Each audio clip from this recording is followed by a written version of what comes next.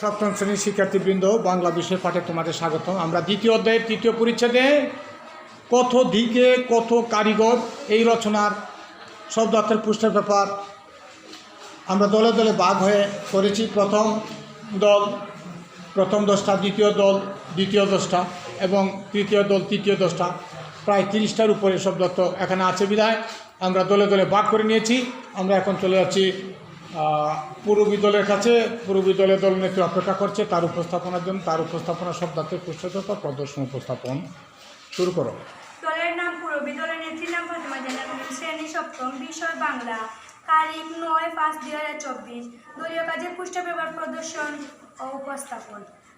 কত দিকে কত কারিগর, সৈয়দ আব্দুল লেখা। দ্বিতীয় অধ্যায় তৃতীয় পরিচ্ছেদ।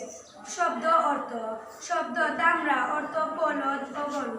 শব্দ নিরশব্দ, অর্থ আবেগহীন। শব্দ পাটা, অর্থ মাটির পলক। শব্দ কাশ বনে আচ্ছন্ন, অর্থ বাঁশ গাছ দিয়ে ভরা। শব্দ বেগহীন গন্ধরাজ, অর্থ বেনি বাজছে এমন। শব্দ পাটি, অর্থ মাটির তৈরি জিনিস, পুরানো বড় চুলা।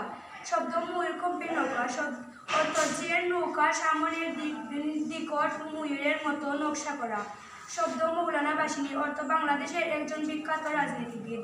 শব্দ লালন ফকির, অর্থ বাংলা ভাষার একজন বিখ্যাত কবি ও গায়ক। অনেক অনেক ধন্যবাদ পূর্বী দলকে তাদের সুন্দর উপস্থাপনার জন্য। তাদেরকে অনেক অনেক ধন্যবাদ এবং শুভকামনা।